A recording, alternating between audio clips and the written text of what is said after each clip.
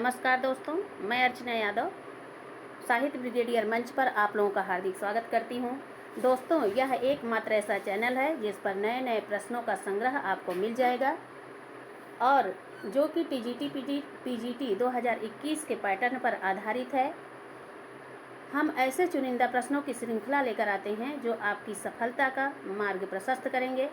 आप हमारे चैनल को सब्सक्राइब कर लें जिससे प्रत्येक नया वीडियो आपके पास तुरंत पहुँचे और आपको चैनल को ढूंढने में परेशानी न हो। यदि आप लोगों को हमारे वीडियो अच्छे लगें तो आप कमेंट बॉक्स में ज़रूर बताएं कि अगला वीडियो किस टॉपिक पर हम बनाएं। आइए चलते हैं, प्रश्नों को देखते हैं। आज हम काव्यशास्त्र से संबंधित प्रश्न लेकर आए हैं। दोस्तों, ऐसे महत्वपूर्ण प्रश्न हम लगभग 400 से ज़्यादा प्रश्नों को लेकर आएंगे काव्यशास्त्र के, और एक श्रृंखला रहेगी इसकी, और आप लोग इसको ज़रूर पढ़िए और जो कि महत्वपूर्ण प्रश्न हैं। चलिए देखते हैं। पहला प्रश्न है, रहीमन पुतरी श्याम मनहु जलज मधुकर रहें, कोनो सालिक ग्राम रुपये के अर्घा धरें। यह पूछ रहा है कि किस छंद में है। इसमें है बरवे, चौपाई, दोहा, सोरठा। इसका सही उत्तर होगा, यह सोरठा छंद में है। अगला प्रश्न है, कुमुद बंधु कर निंदक हासा, भ्रिकुटी विकट मनोहर नासा। यह पूछ रहा है यह किस छंद में लिखा गया है। सोरठा छंद, रोला छंद, दिक्पाल छंद या चौपाई छंद। इसका सही उत्तर होगा चौपाई छंद। अगला प्रश्न है, मेरी भव बाधा हरो, राधा नागरी सोई, जा तनिकी झाई परे, श्याम हरित दुति होय। यह पूछ रहा है किस छंद में है। सोरठा छंद है, बरवे छंद है, उल्लाला या दोहा छंद में है। इस प्रश्न का सही उत्तर होगा दोहा छंद। और आप लोग जो है पूरा वीडियो जरूर देखिएगा, आगे चल के बहुत सारे महत्वपूर्ण प्रश्न हैं जो कि बहुत कम ही पढ़ते हैं। संस्कृत में भी काव्यशास्त्र के बहुत सारे प्रश्न दिए गए हैं। अगला प्रश्न है, काव्य दोषों का विवेचन सर्वप्रथम किस ग्रंथ में मिलता है। नाट्यशास्त्र में, काव्य अलंकार में, काव्य प्रकाश में या काव्यादर्श में। काव्य दोषों का विवेचन सर्वप्रथम किस ग्रंथ में मिलता है। इस प्रश्न का सही उत्तर हम लोग आइए देखते हैं क्या होगा। इसका सही उत्तर होगा नाट्यशास्त्र में। नाट्यशास्त्र भरत मुनि का ग्रंथ है और यह 36 अध्यायों में विभक्त है। अगला प्रश्न है, काव्य रचना के अंतर्गत भावों की अभिव्यक्ति में अवरोध उत्पन्न करने वाले तत्व कहलाते हैं। काव्य रचना के अंतर्गत भावों की अभिव्यक्ति में अवरोध उत्पन्न करने वाले तत्व कहलाते हैं शब्द शक्ति, शब्द गुण, रीति तत्व या काव्य दोष। इसका सही उत्तर होगा काव्य दोष। इसमें ऐसे बहुत सारे महत्वपूर्ण प्रश्न हैं संस्कृत काव्यशास्त्र के कि बार बार इसको पढ़ने के बाद ही याद हो जाएगा। वैसे भी काव्यशास्त्र किसी को जल्दी समझ में नहीं आता और ये हमारा सबसे कठिन पार्ट माना जाता है। इसीलिए जो है इसके प्रश्नों को ही बार बार दोहराते रहें या हल करते रहें तो उससे आसानी होगी, और जैसे ही परीक्षा में प्रश्न आएगा तुरंत हमको पता चल जाएगा कि इसका उत्तर क्या है। आइए देखते हैं प्रश्न संख्या 6, मुख्यार्थ हतिदोषः रसश्च मुख्यः तदाश्रया द्वाच्य कथन किसका है। मुखार्थ हतिर्दोषः रसश्च मुख्यः तदाश्रया द्वाच्यः कथन किसका है। आनंदवर्धन का है, रुद्रट का है, भोजराज का है या मम्मट का है। इस प्रश्न का सही उत्तर होगा मम्मट। अगला प्रश्न देखते हैं, एत एव विपर्यस्ता गुणाः काव्येषु कीर्तिताः। कथन है भामह का, भरत का, वामन का या रुद्रट का। एत एव विपर्यस्ता गुणाः काव्येषु कीर्तिताः। इस प्रश्न का सही उत्तर होगा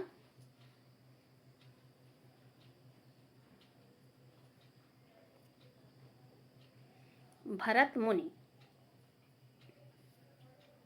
आइए अगला प्रश्न देखते हैं, दोषः रसा अपकर्षकाः कथन है।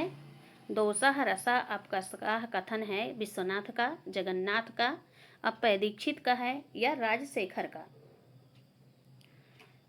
इसका सही उत्तर होगा विश्वनाथ।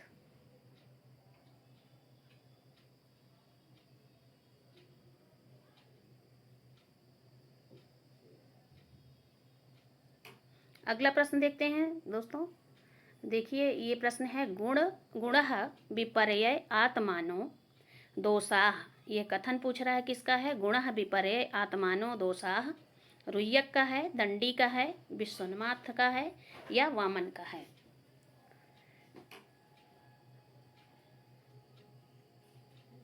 इस प्रश्न का सही उत्तर होगा वामन।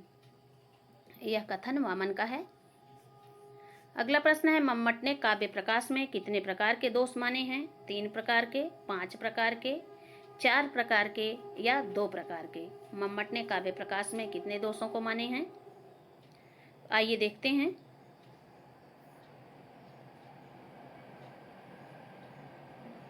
इस प्रश्न का सही उत्तर होगा 3 प्रकार के। अगला प्रश्न है अधोलिखित में कौन सा शब्द दोष नहीं माना जाता है? अधोलिखित में कौन सा शब्द दोष नहीं माना जाता है या निम्नलिखित जो भी नीचे लिखा हुआ है? आइए देखते हैं। ग्रामत्व दोष, चित्त संस्कृत दोष, क्लिष्टत्व दोष या संदिग्ध दोष?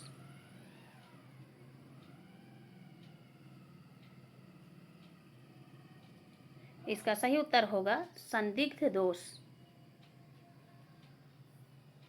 अगला प्रश्न है अधोलिखित में कौन सा वाक्य दोष नहीं माना जाता? न्यून पदत्व दोष, अधिक पदत्व दोष, आक्रमत्व दोष या श्रुति कटुत्व दोष?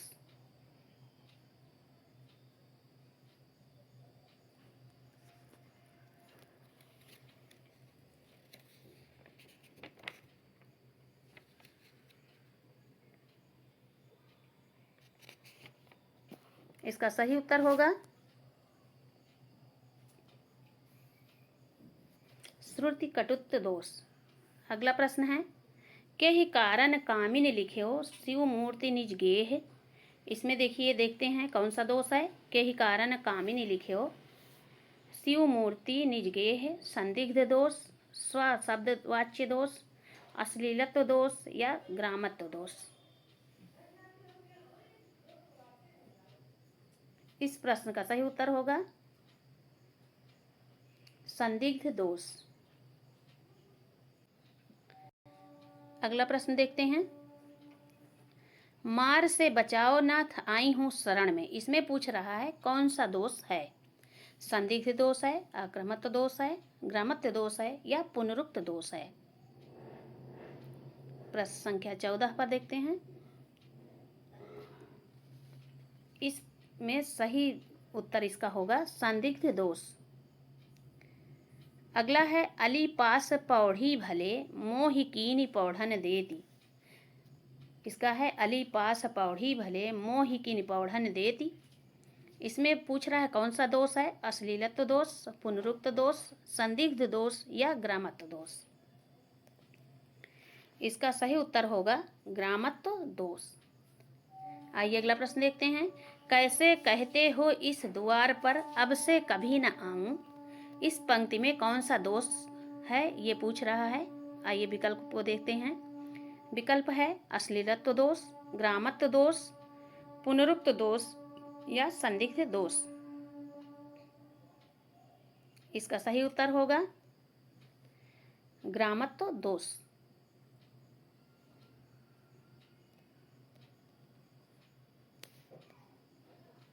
अगला प्रश्न देखते हैं मृदुल मधुर निद्रा चाहता चित मेरा तव पिक करती तू शब्द प्रारंभ तेरा। प्रस्तुत पंक्ति में पूछ रहा है कौन सा दोष है? श्रुति कटुत्व दोष, ग्रामत्व दोष, चित्त संस्कृति दोष या क्लिष्टत्व दोष?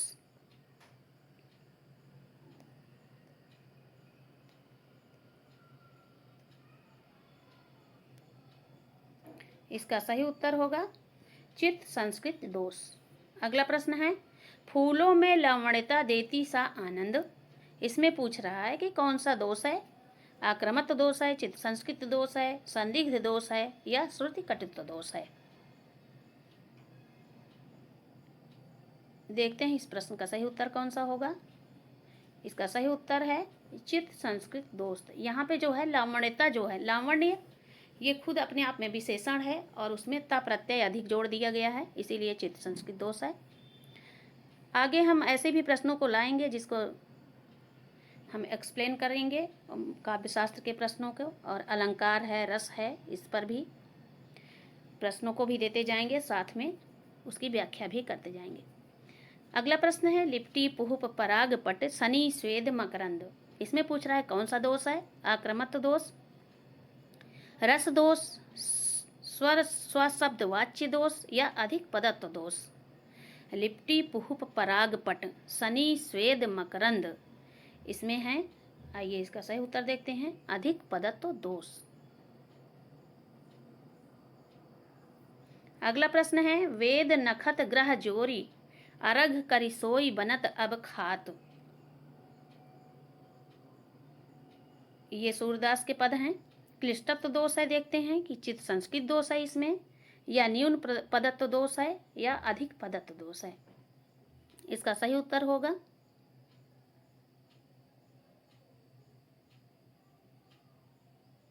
क्लिष्टत्व दोष। यह क्लिष्ट है और सूरदास जी के 118 पद हैं जो कूट पद, ये उसी की एक पंक्ति है। अगला है मृदुबानी मीठी लगे बात कबिन की उक्ति। मृदुबानी मीठी लगे बात कबिन की उक्ति, इसमें भी कौन सा दोष है, व्यवहारिक दोष है, अन्विकत दोष है, या पुनरुक्त दोष है, या संदिग्ध दोष है। इसका सही उत्तर होगा पुनरुक्त दोष। अगला प्रश्न है यदि मुझे बांधना चाहे मन पहले लो बांध अनंत गगन। इस पंक्ति में पूछ रहा है कौन सा दोष है, न्यून पदत्व दोष, अधिक पदत्व दोष, अश्लीलत्व दोष या ग्रामत्व दोष। इसका सही उत्तर होगा न्यून पदत्व दोष। अगला प्रश्न है स्फोटवाद के प्रवर्तक माने जाते हैं पाणिनि, पतंजलि, नागेश भट्ट, स्फोटयान। इसका सही उत्तर होगा स्फोटवाद के प्रवर्तक स्फोटायन, स्फोटायन है इसके सही उत्तर। अगला प्रश्न है ध्वनि प्रतिष्ठापक परमाचार्य की उपाधि से विभूषित आचार्य हैं। ध्वनि प्रतिष्ठापक परमाचार्य की उपाधि से विभूषित आचार्य हैं अभिनव गुप्त, विश्वनाथ, मम्मट या रुद्रट।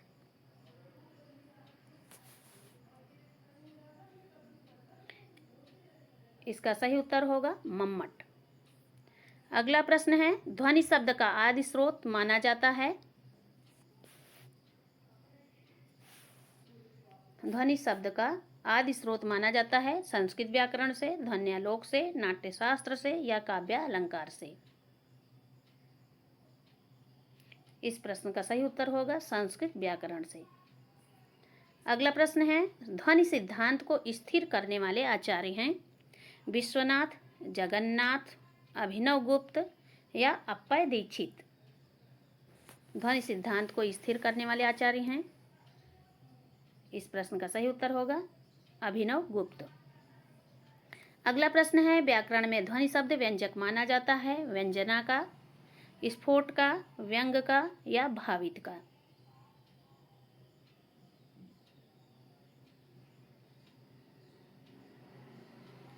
इसका सही उत्तर होगा स्फोट का। अगला प्रश्न है यथार्थ शब्दों व तदर्थ उपसर्जन कृत स्वार्थो। यथार्थः शब्दो व तमर्थम उपसर्जनीकृत स्वार्थो व्यक्तः काव्यः विशेषः सा ध्वनिरिति सुरभि कथितः। कथन है किसका, जयदेव का है, मम्मट का है, जगन्नाथ का है या आनंदवर्धन का है।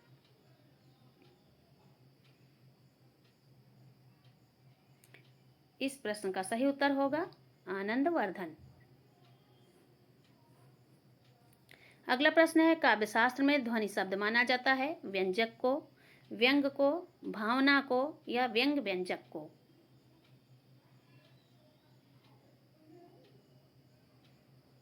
इसका सही उत्तर होगा व्यंग और व्यंजक को काव्य शास्त्र में ध्वनि के नाम से जाना जाता है। अगला प्रश्न है भक्ति और भावना शब्द क्रमशः व्यंजित और व्यंजना का पर्याय है, किस आचार्य का कथन है? भक्ति और भावना शब्द क्रमशः व्यंजित और व्यंजना का पर्याय हैं, किस आचार्य का कथन है? तो देखते हैं क्या है विकल्प सही। आनंदवर्धन, विश्वनाथ, भरत मुनि और रुद्रट। इसका सही उत्तर होगा भरत मुनि। अगला प्रश्न देखते हैं आनंदवर्धन ने किस शब्द के पर्याय के रूप में ध्वनि को काव्य की आत्मा माना है? ध्वनिति इति ध्वनि, ध्वन्येयः असौ ध्वनि, ध्वन्यते अस्मिन् इति ध्वनि, ध्वन्यते यह असौ ध्वनि। इसका सही विकल्प देखते हैं कौन सा होगा। ध्वन्यते यह असौ ध्वनि। अगला प्रश्न है अभिधा उत्तम काव्य है, मध्य लक्षणाहीन, अधम व्यंजना रस बिरस, उल्टी कहत नवीन। ये पूछ रहा है ये कथन किसका है या पंक्ति किसकी है? तो मतिराम की है या चिंतामणि की है, देव की है या कुमारमणि की है? तो इस पंक्ति का सही उत्तर कौन होगा? इस पंक्ति को लिखने वाले होंगे देव। अगला प्रश्न है ध्वनि के भेदों के आधार पर पंडित राज जगन्नाथ ने कितने प्रकार के काव्य माने हैं? 3 प्रकार के, 7 प्रकार के, 4 प्रकार के या 9 प्रकार के? ध्वनि के भेदों के आधार पर पंडित राज जगन्नाथ ने कितने प्रकार के काव्य माने हैं? इसका सही उत्तर होगा 4 प्रकार के। अगला प्रश्न है ध्वनि तत्व अनुमान प्रमाण के अंतर्गत अंतर्भुक्त है, इस प्रकार का उल्लेख किस ग्रंथ में मिलता है? इसका सही उत्तर होगा काव्य प्रकाश होगा या हृदय दर्पण होगा या व्यक्ति विवेक होगा या लोचन टीका होगा। तो अनुमान प्रमाण के अंतर्गत अंतर्भुक्त है, यह है सही उत्तर है इसका व्यक्ति विवेक रचना, ये महिमभट्ट की है। अगला प्रश्न है ध्वनि और उसकी विधायिका वृत्ति के प्रतिष्ठापक आचार्य माने जाते हैं। ध्वनि और उसकी विधायिका वृत्ति के मम्मट, जगन्नाथ, अभिनवगुप्त या भोजराज। इसका सही विकल्प जानते हैं, आइए। इसका सही विकल्प होगा मम्मट। अगला प्रश्न है व्यंग्यार्थ वाच्यार्थ एवं लक्ष्यार्थ से भिन्न होता है। व्यंग्यार्थ वाच्यार्थ एवं लक्ष्यार्थ से भिन्न होता है कथन किसका है? ध्वनिवादियों का है, रीतिवादियों का है, रसवादियों का है या वक्रोक्तिवादियों का है?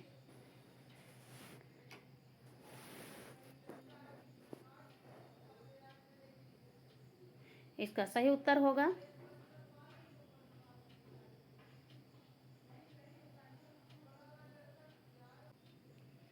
इसका सही उत्तर होगा ध्वनिवादियों का है। अगला प्रश्न है व्यंजित भावों के साथ पाठकों की सहजा अनुभूति या साधारणीकरण रस की पूर्ण अनुभूति के लिए आवश्यक है, कथन किसका है? डॉक्टर नगेंद्र का है, रामचंद्र शुक्ल का है, जयशंकर प्रसाद का है या नंदुलारे वाजपेयी का है?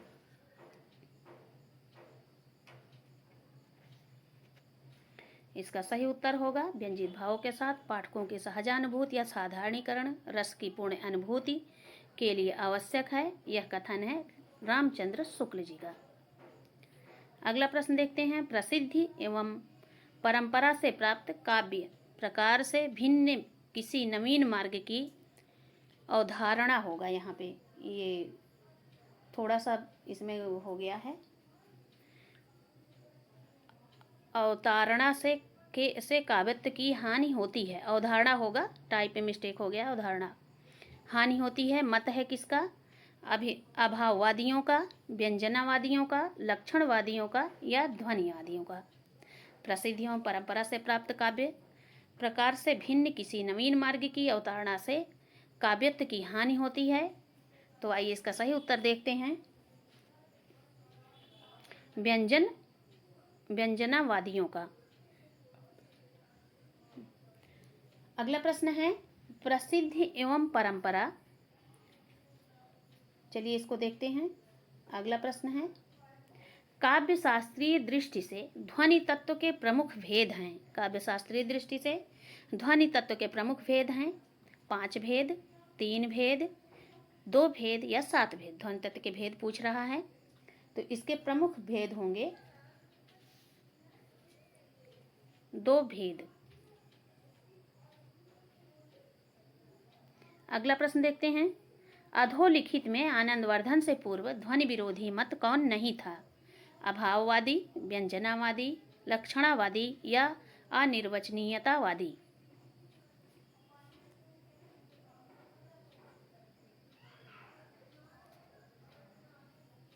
इस प्रश्न का सही उत्तर होगा व्यंजनावादी। ये आनंदवर्धन से पूर्व ध्वनि विरोधी मत नहीं था। अगला प्रश्न है, संलक्ष्य ध्वनि का भेद कौन है? वस्तु ध्वनि, रस ध्वनि, अर्थांतर संक्रमित वाच्य ध्वनि या अत्यंत तिरस्कृत वाच्य ध्वनि? संलक्ष्य ध्वनि के भेद हैं। आइए देखते हैं इसमें कौन सा भेद है संलक्ष्य ध्वनि का। इसका सही उत्तर होगा वस्तु ध्वनि। अगला प्रश्न है, असंलक्ष्य क्रम ध्वनि का भेद नहीं है। इसमें संलक्ष्य ध्वनि का भेद ऊपर पूछा है और नीचे है असंलक्ष्य क्रम ध्वनि का भेद नहीं है। वस्तु ध्वनि, रसाभास, भाव शांति या भाव सबलता? इसका सही उत्तर होगा वस्तु ध्वनि।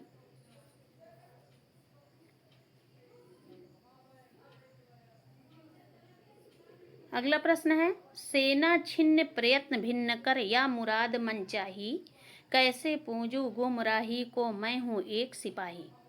उदाहरण किसका है?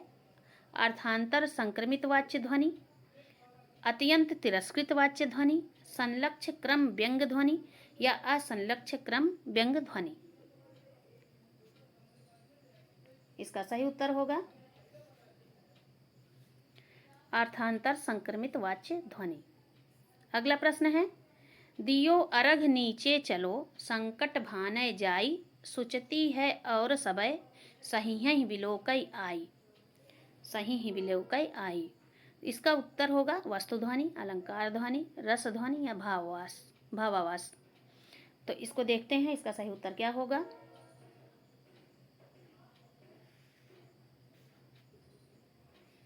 इसका सही उत्तर होगा अलंकार ध्वनि।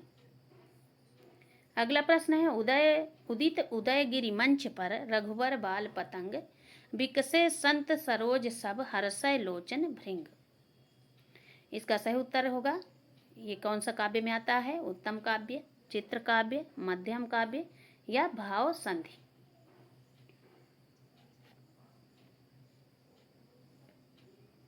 इस प्रश्न का सही उत्तर होगा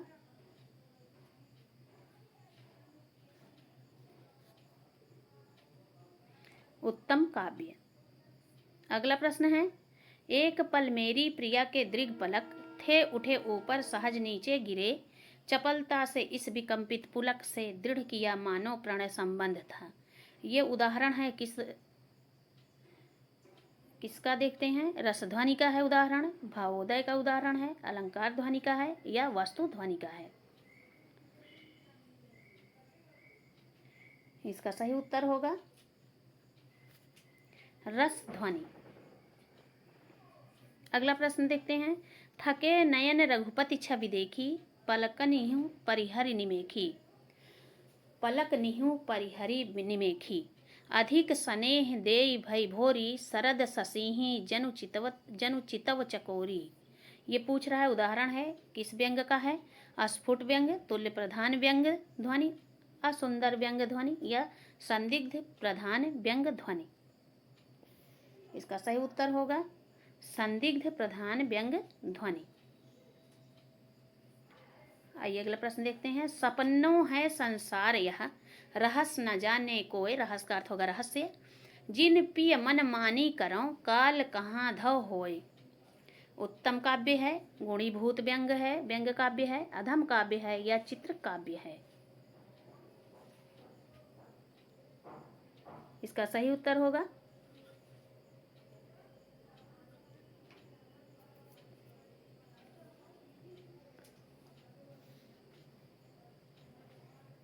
गुणीभूत व्यंग्य काव्य। मैं थोड़ा सा इसलिए रुक जाती हूँ कि आप लोग भी उसका उत्तर समझ के अपने मन में सोच सकें कि कौन सा उत्तर होगा, इसीलिए तुरंत उत्तर नहीं बताती। अगला प्रश्न है, आह कितना सा करुण मुख था आर्द्र, सरोज अरुण मुख था। उदाहरण किसका है? भाव शांति का है, भावोदय का है, भाव सबलता का है या भाव संधि का है? इसका सही उत्तर होगा भाव शांति। अगला प्रश्न है, अधोलिखित उदाहरणों में असंलक्ष्य व्यंग्य ध्वनि बताइए। काग के भाग्य बड़े सजनी, हरि हाथ सुले गयो माखन रोटी। इसमें पूछ रहा है कौन सा काव्य है? ध्वनि काव्य, अधम काव्य, मध्यम काव्य या दृश्य काव्य?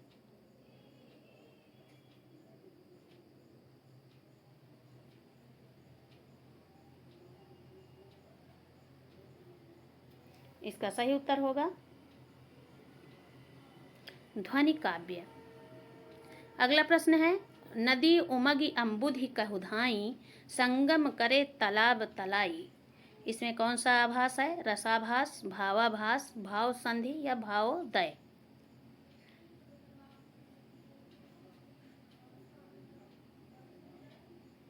इस प्रश्न का सही उत्तर होगा रसाभास।